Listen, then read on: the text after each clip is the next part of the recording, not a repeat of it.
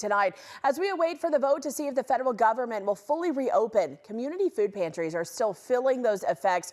KTIV's state capitol reporter Isabella Warren joins us live tonight from Des Moines. She's been following along with this story since the government first shut down. So tonight she has more on food pantries and how the organizations are operating and just overall handling the situation. Isabella?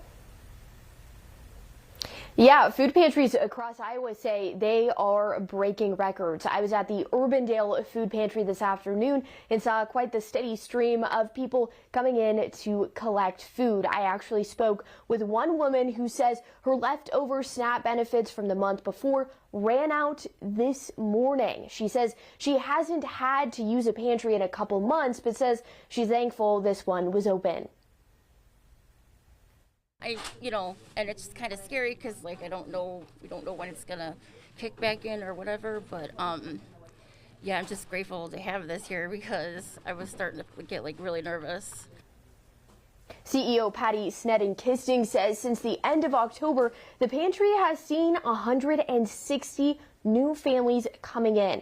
Monthly, it usually averages about 2,200 families. That's estimated to increase to 3,000 in November. Demand will likely keep rising regardless of when SNAP benefits resume.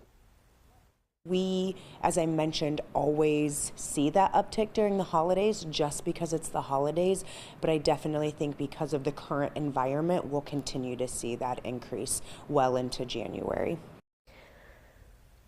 Sneddon-Kisting told me that the community has stepped up during this government shutdown. During our interview, in fact, a local business dropped off 60 pounds of food for the pantry. Now, this proposed government spending bill will fund the government until January 30th. And the CEO says that the pantry does have a contingency plan in case the government does shut down again. That consists of saving those monetary donations as well as having food left over. In Des Moines, I'm Isabella Warren.